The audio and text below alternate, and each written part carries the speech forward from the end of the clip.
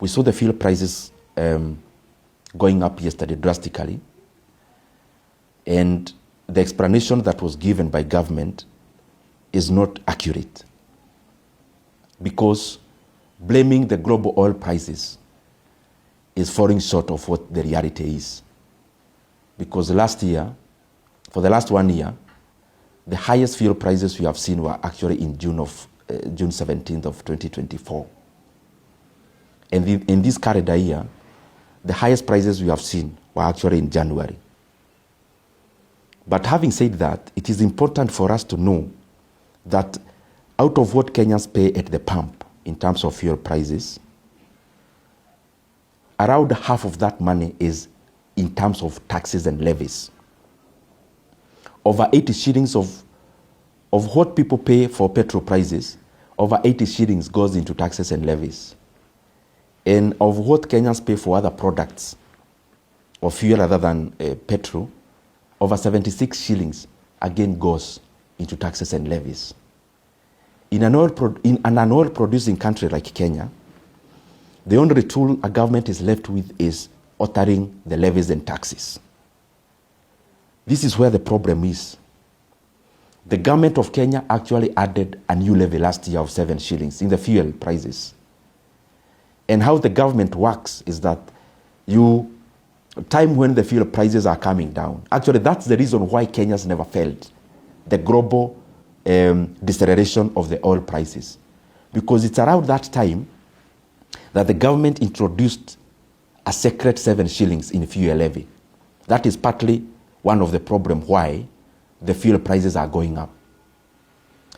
But the more unfortunate bit is that this year, the government has taken that 7 shillings, taken to the banks as security, and then they have taken a loan of 175 billion shillings. This money is not reflecting in the government books as a debt. And therefore, it can only pass as an illegal debt. Because whatever is not accounted for as a debt, then any other debt is illegal. There has been a lot of secrecy around securitization, because these questions, we have asked them even in Parliament, even the people in the Treasury don't seem to know. Some of the questions we are asking, how much money is the government actually borrowing? Because even the 175 is from different sources other than the official source. Secondly, what is the interest rate? Third, after 7 years, which is the period at which they are borrowing, how much will the government have paid to these banks? Fourth, is this money sovereign guaranteed? Because it seems to be nowhere in the government books. It actually also never came to Parliament for any ratification. The problem of this is that we now have the government spending money in advance. They have already collected money in advance for the next 7 years. So if Kenyans demand lower fuel prices, and you've already taken loans using the levies and taxes, how are you going to alter the pump fuel prices? Because the only tool you have is taxes and levies, and it is the one that you've already securitized. And this securitization term is another dogma that is being brought around to confuse Kenyans. It is important for the government to be prudent.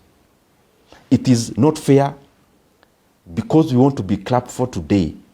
We add fuel prices, we actually go to the banks and take loans using the same levy, which in a bad day is what Kenyans will demand it gets lowered for the fuel prices at the pump to actually be managed.